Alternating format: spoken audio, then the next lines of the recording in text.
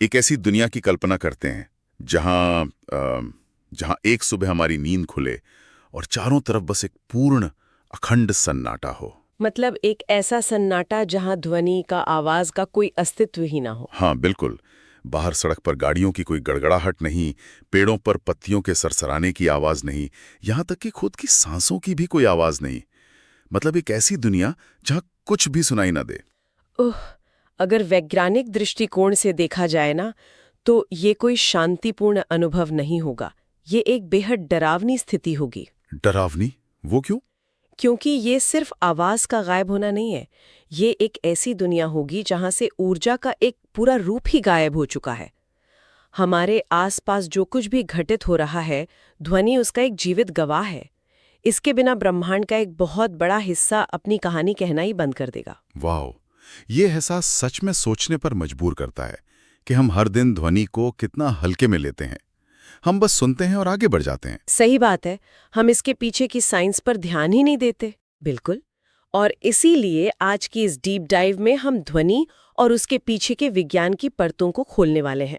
आज हमारे पास जो स्रोत सामग्री है ना, वो मुख्य रूप से प्रतियोगी परीक्षाओं जैसे एसएससी और रेलवे वगैरह के लिए तैयार किए गए एक एजुकेटर के बहुत ही बेहतरीन नोट्स पर आधारित है।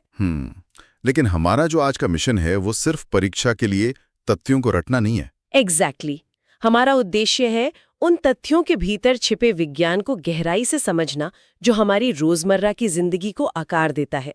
तो चलिए इसे थोड़ा विस्तार से समझते हैं कि असल में ध्वनि है क्या और ये शून्य से कैसे पैदा होती है। अगर हम इसे बड़े परिदृश्य से जोड़कर देखें तो ध्वनि हमारे ब्रह्मांड में ऊर्जा के संचार का एक मूलभूत तरीका है। यह एक विशुद्ध ऊर्जा है। मतलब सिर्फ हमारे कानों से जुड़ी कोई चीज नहीं है। बिल्कुल नहीं। हम अक्सर ध्वनि को कान से जोड़ते हैं, लेकिन भौतिकी या फिजिक्स के नजरिए से यह एक यांत्रिक तरंग है जिसे मैकेनिकल वेव कहा जाता है। अच्छा, मैकेनिकल वेव। हाँ, और यहाँ यांत्रिक शब्द सबसे महत्वपूर्ण है। इसका सीधा सा मतलब है कि इस ऊर्जा को एक जगह से दूसरी जगह जाने के लिए हमेशा किसी न किसी भौतिक माध्यम या मीडियम की जरूरत होती है। माध्यम जैसे कि हवा, पानी, ऐसा कुछ। राइट। हवा हो, पानी हो, या यहाँ तक कि कोई ठोस वस्तु जैसे स्टील या लकड़ी भी हो सकती है। बिना किसी पदार्थ के ध्वनि का कोई अस्तित्व नहीं है। ओहो। और यहीं से शायद वो तथ्य समझ में आता है कि ध्वनि अंतरिक्ष के निर्वात में यानी वैक्यूम में यात्रा क्यों नहीं कर सकती। बिल्कुल।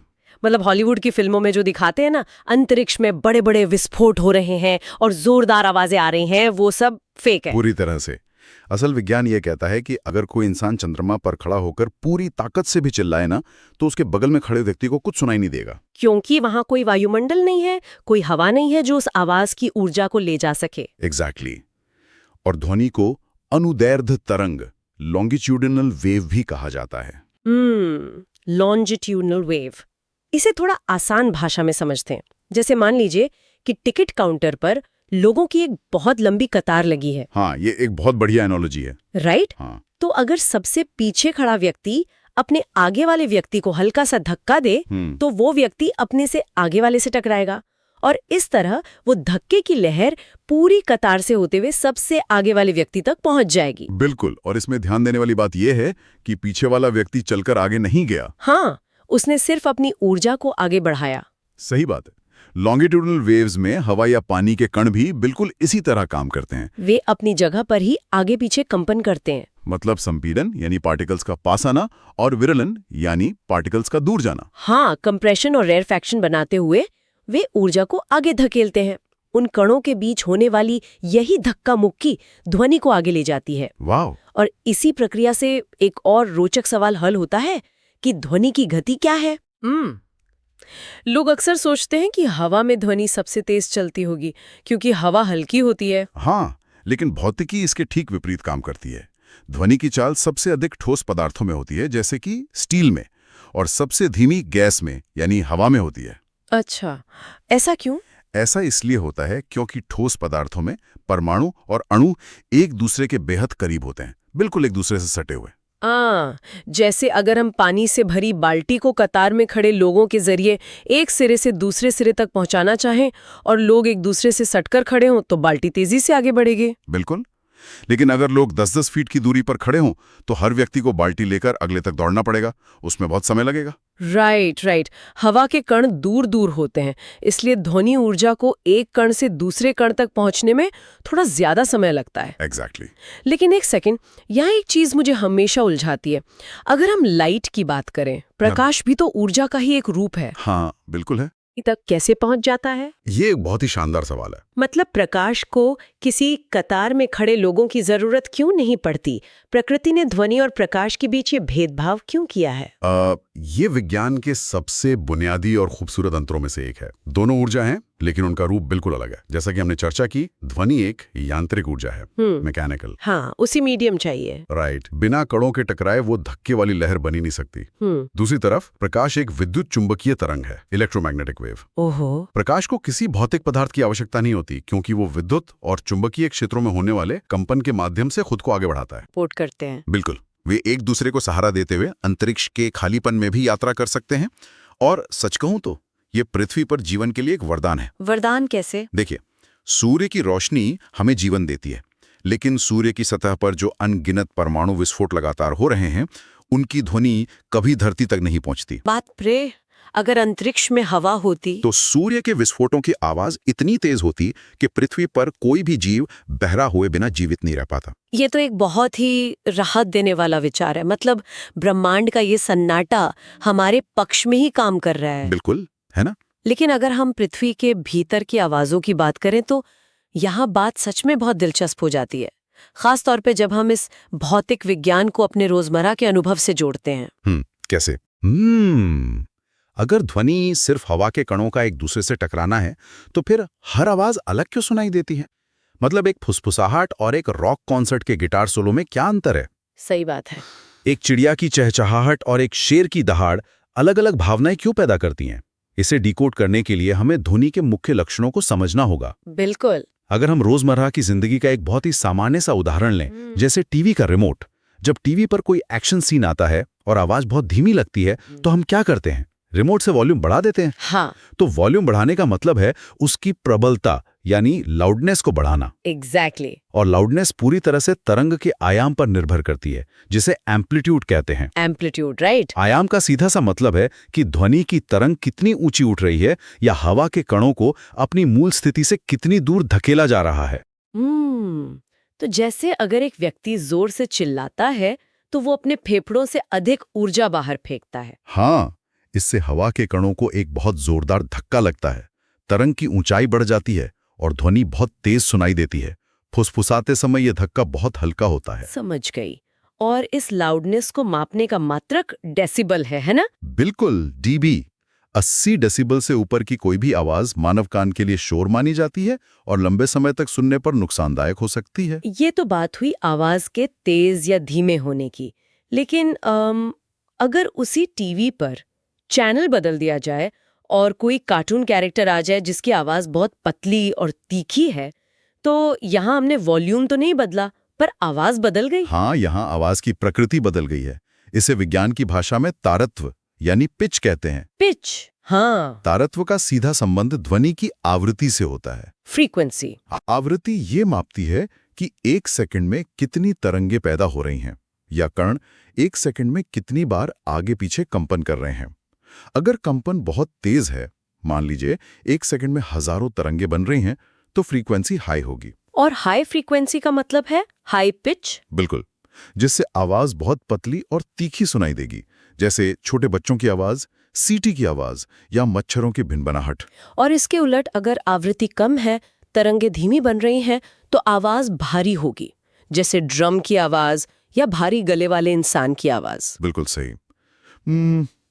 लाउडनेस और पिच को समझना तो आसान है, लेकिन एक तीसरा लक्षण भी है जिसे गुणता या अंग्रेजी में टिम्बर कहते हैं। ये वो जादुई लक्षण है जो हमें समान लाउडनेस और समान पिच वाली 2 अलग-अलग आवाजों में अंतर करने में मदद करता है। हाँ, इस गुणता को समझने के लिए इसे मानव कान का फिंगरप्रिंट स्कैनर माना जा सकता है। Fingerprint scanner? हाँ। मान लीजिए एक कमरे में एक गिटार और एक बांसुरी, दोनों पर बिल्कुल एक ही सुर बजाया जा रहा है और दोनों का वॉल्यूम भी बिल्कुल समान है। ओके। भौतिक रूप से उनकी मुख्य आवृत्ति और आयाम एक ही हैं। फिर भी कोई भी इंसान बिना देखे केवल सुनकर ये बता देगा कि गिटार कौन सा है और बांसुरी कौन सी। ऐसा क्यों होता है? ऐसा इसलिए होता है क्योंकि कोई भी वाद्य यंत्र या मानव गला केवल एक ही शुद्ध तरंग पैदा नहीं करता। जब गिटार का तार हिलता है तो वो पूरे तार के रूप में कंपन करता है, लेकिन साथ ही उसके आधे, तिहाई और चौथाई हिस्से भी अपने अपने स्तर पर कंपन करते हैं। अच्छा, तो मतलब एक के ऊपर एक कई तरंगे बन रही हैं। एग्जैक्टली। मुख्य तरंग के ऊपर कई छोटी छोटी सूक्ष्म तरंगे जुड़ जाती हैं जिन्हें हार्मोनिक्स कहते हैं। हर वाद्य यंत्र की बनावट के अनुसार इन हार्मोनिक्स का मिश्रण अलग होता है। गुणता इसी जटिल मिश्रण का परिणाम है। वाओ, ये वाकई में बहुत जटिल और सुंदर है। हर आवाज की एक अनोखी पहचान। बिल्कुल। लेकिन मुझे एक बात यहाँ बहुत उलझा रही है। स्रोत सामग्री में एक चौथा लक्षण भी दिया गया है, तीव्रता या इंटेंसिटी। इसे ऐसे परिभाषित किया गया है कि एकांक क्षेत्रफल से प्रति सेकंड प्रवाहित होने वाली ध्वनि ऊर्जा को तीव्रता कहते हैं। इसका मात्रक है वॉट प्रति वर्ग मीटर। हाँ, वॉट पर स्क्वायर मीटर। अब यहाँ मेरी उलझन ये है कि लाउडनेस और इंटेंसिटी में क्या अंतर है? दोनों ही तो आवाज की ताकत या ऊर्जा से जुड़े हुए लग रहे हैं।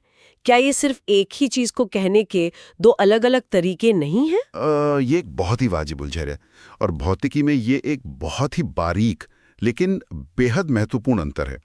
इसे इस तरह समझा जा सकता है कि तीव्रता, जो इंटेंसिटी है, वो एक विशुद्ध भौतिक ऑब्जेक्टिव मात्रा है। ऑब्जेक्टिव मतलब यह ब्रह्मांड का एक फैक्ट है। ये मापती है कि वास्तव में कितनी भौतिक ऊर्जा हवा के एक विशिष्ट हिस्से से गुजर रही है। इसे मशीनों द्वारा मापा जा सकता है और इसका मनुष्य के होने या ना होने से कोई लेना देना नहीं है। तो फिर लाउडनेस क्या है? लाउडनेस एक मानवीय अनुभव है। ये व्यक्तिपरक या सब्जेक्टिव है।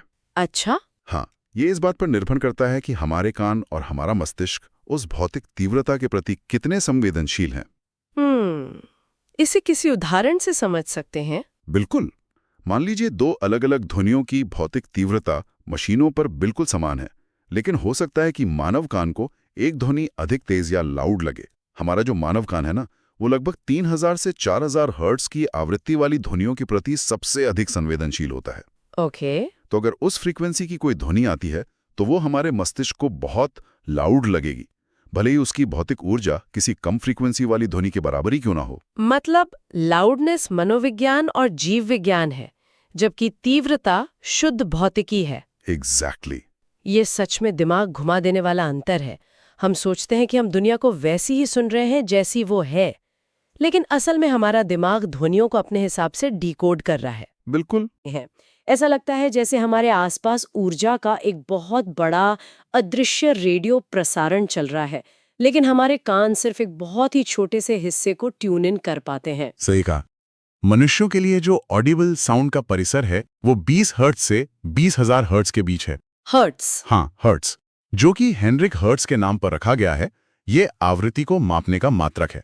इसका सीधा सा मतलब है कि अगर हवा के कण एक सेकंड में 20 बार से लेकर 20,000 बार तक कंपन कर रहे हैं, केवल तभी हमारा दिमाग उसे आवाज के रूप में समझ सकेगा। और अगर कण एक सेकंड में 15 बार ही कंपन कर रहे हो, या मान लीजिए 25,000 बार कंपन कर रहे हो, तो हमारे लिए वहां पूर्ण सन्नाटा होगा।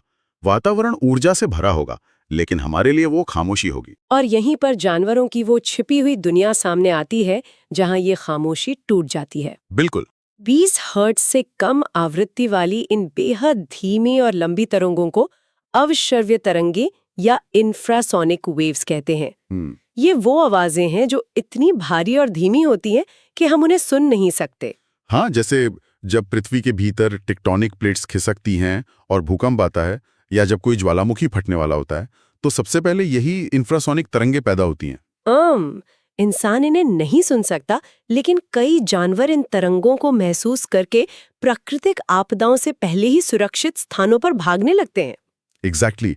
हाथी और वेल जैसे विशाल जीव तो आपस में मीलों दूर तक बात करने के लिए इन्हीं तरंगों का इस्तेमाल करते हैं। लेकिन यहाँ एक तथ्य मुझे सबसे ज्यादा हैरान करता है। ये बात तो समझ आती है कि हाथी अपने बड़े कानों से सुन लेते होंगे, लेकिन स्रोत में लिखा है कि सांप भी इन इंफ्रासोनिक तरंगों को सुन सकते हैं। हाँ। सांपों के तो बाहरी कान ही नहीं होते। उनके सिर पर कोई कान जैसी संरचना नहीं होती जो हवा से ध्वनि को इकट्ठा कर सके। फिर वे इन भारी तरंगों को कैसे सुन लेते हैं? ये एक महत्वपूर्ण सवाल खड़ा करता है, और इसका जवाब जीव विज्ञान और भौतिकी के बेहतरीन तालमेल में छिपा है। कैसे? ये सही है कि सांपों के इंसानों जैसे बाहरी कान नहीं होते, इसलिए वे हवा में मौजूद ज्यादातर आवाजों को नहीं सुन सकते। लेकिन जब अवश्रव्य तरंगें, जैसे किसी बड़े जानवर के चलने से पैदा होने वाली भारी ध्वनि, जमीन से होकर गुजरती है, तो वो जमीन में छोटे छोटे कंपन पैदा करती है। और अभी हमने भौतिकी का नियम पढ़ा था कि ध्वनि ठोस पदार्थों में सबसे तेज यात्रा करती है। एग्जैक्टली। सांप जब जमीन पर रेंगता है तो उसका निचला जबड़ा सीधे जमीन के संपर्क में होता है। वो जबड़ा एक रिसीवर का काम करता है। ओहो। जमीन के कंपन जबड़े की हड्डी में जाते हैं और वहां से एक विशेष हड्डी के माध्यम से सीधे सांप के भीतरी कान तक पहुंच जाते हैं। तो सांप हमारी तरह हवा से नहीं सुनते, वे अपने शरीर के जरिए जमीन की भौतिक ऊर्जा को महसूस करके सुनते हैं। उनके लिए कंपन ही ध्वनि है। मतलब विकासवाद ने उनके पूरे शरीर को ही एक कान बना दिया है। ये प्रकृति की अद्भुत इंजीनियरिंग है। बिल्कुल। और इसी स्पेक्ट्रम के दूसरे छोर पर आती हैं पराश्रव्य तरंगें, अल्ट्रासोनिक वेव्स। इनकी फ्रीक्वेंसी 20,000 हर्ट्ज से भी अधिक होती है।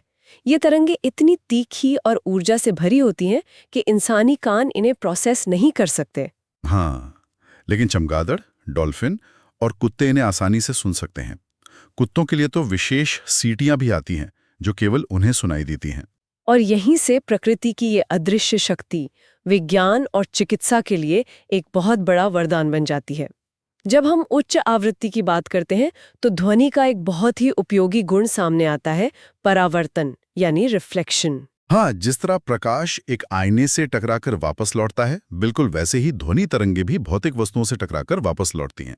ध्वनि का परावर्तन, इसका सबसे सामान्य अनुभव प्रतिध्वनि है, जिसे हम इको कहते हैं। पहाड़ों के बीच या किसी बड़े खाली हॉल में जोर से चिल्लाने पर कुछ सेकंड्स बाद वही आवाज हूबहू वापस सुनाई देती है। बिल्कुल। लेकिन इसके पीछे एक बहुत ही दिलचस्प साइंटिफिक शर्त जुड़ी हुई है। एक स्पष्ट प्रतिध्वनि सुनने के लिए मूल ध्वनि और टकराकर वापस आने वाली ध्वनि के बीच कम से कम 0.1 सेकंड का अंतराल होना चाहिए। हाँ, 0.1 सेकंड। यह 0.1 सेकंड का नियम क्यों है? वो इसलिए अनिवार्य है क्योंकि हमारे मानव मस्तिष्क और कान के न्यूरॉन्स को किसी भी ध्वनि को पूरी तरह से प्रोसेस करने में लगभग 0.1 सेकंड का समय लगता है। इसे पर्सिस्टेंस ऑफ हियरिंग कहते हैं। अच्छा। अगर कोई ध्वनि दीवार से टकराकर 0.1 सेकंड से पहले ही कानों में वापस आ जाए तो हमारा दिमाग उसे पहली आवाज से अलग नहीं कर पाता। वो दोनों को मिलाकर एक लंबी गूंजती हुई आवाज बना देता है। इसे इको नहीं बल्कि गूंज या रिवर्बरेशन कहते हैं।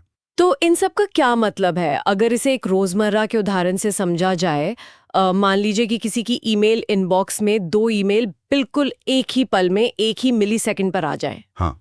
सिस्टम उन्हें प्रोसेस करने में उलझ सकता है, लेकिन अगर दूसरे ईमेल के आने में थोड़ा सा, मान लीजिए 1 सेकंड का भी अंतर हो, तो सिस्टम स्पष्ट रूप से दिखाएगा कि ये एक नया और अलग मैसेज है। हमारा दिमाग ध्वनि के साथ बिल्कुल ऐसा ही करता है। उसे पुरानी फाइल बंद करके नई आवाज की फाइल खोलने के लिए 0.1 सेकंड चाहिए। सटीक उदाहरण है एकदम।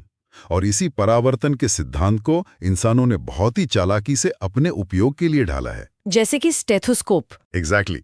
जब डॉक्टर किसी मरीज की जांच करते हैं तो जो स्टेथोस्कोप वे इस्तेमाल करते हैं वो ध्वनि के मल्टीपल रिफ्लेक्शन के सिद्धांत पर ही काम करता है।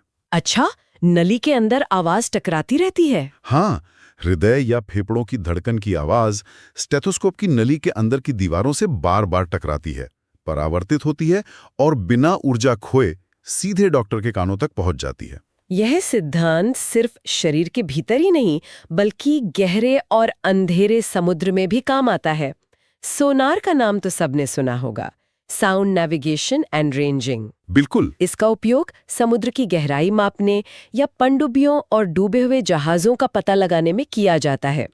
जहाज के नीचे लगे उपकरण से पानी में उच्च आवृत्ति वाली अल्ट्रासोनिक वेव्स भेजी जाती हैं और तरंगों के वापस लौटने में जो समय लगा उससे सटीक गहराई पता कर ली जाती है। और यहाँ जो सबसे आकर्षक बात है ना, वो ये है कि सोनार की ये तकनीक कोई इंसानी आविष्कार नहीं है, ये प्रकृति की सीधी चोरी है। बायोमिमिक्री। हाँ, इंसान ने तो 20वीं सदी में युद्धों के दौरान पनडुब्बियां खोजने के लिए सोनार बनाया, लेकिन चमगादड़ और डॉल्फिन लाखों सालों से शिकार करने और रास्ता खोजने के लिए बिल्कुल इसी तकनीक का इस्तेमाल करते आ रहे हैं। वाओ, चमगादड़ रात के अंधेरे में उड़ते हुए पराश्रव्य तरंगे निकालते हैं। बिल्कुल, और वे तरंगे किसी पतंगे या दीवार से टकराकर वापस आती हैं और चमगादड़ का दिमाग उस इको को सुनकर अंधेरे में भी अपने आसपास की दुनिया का एक 3D नक्शा बना लेता है। इंसानों ने बस उस सिद्धांत को मशीनों में ढाल दिया।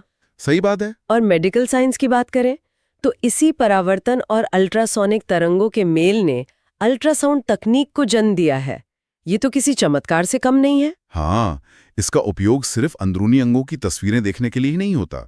इसका एक और उपयोग है जो ध्वनि की असली ताकत दिखाता है। गुर्दे की पथरी का इलाज। एग्जैक्टली। किडनी स्टोन्स का इलाज करने के लिए बिना किसी सर्जरी के उच्च आवृत्ति वाली तरंगों को एक बिंदु पर केंद्रित किया जाता है। इन तरंगों की ऊर्जा पथरी से टकराकर उसे बारीक कणों में तोड़ देती है। बाप रे, ध्वनि से पत्थर तोड़ना। हाँ, और कारखानों में बड़े बड़े धातु के ब्लॉकों में अगर कोई अंदरूनी दरार है तो उसे भी अल्ट्रासाउंड से पकड़ा जा सकता है। जहां दरार होगी वहां से ध्वनि तरंगे तुरंत परावर्तित हो जाएंगी। ये सब इसी तथ्य को साबित करता है कि ध्वनि केवल कान का एक अनुभव नहीं है, ये एक वास्तविक भौतिक बल है, एक फिजिकल फोर्स। बिल्कुल। इसमें इतनी शक्ति है कि ये पत्थरों को चूर्ण बना सकती है। और भौतिकी में हम इस ऊर्जा को अलग अलग पैमानों पर मापते हैं, जैसे आवृत्ति को हर्ट्ज में मापना या तरंग दैर्ध्य वेवलेंथ को मापना। हाँ, तरंग दैर्ध्य उन दो लगातार संपीड़नों के बीच की भौतिक दूरी है जो ध्वनि पैदा करती है। और जब यही यांत्रिक ऊर्जा बहुत बड़े पैमाने पर पृथ्वी के भीतर पैदा होती है तो हम उसे भूकंप कहते हैं, जिसे रिक्टर स्केल पर नापा जाता है।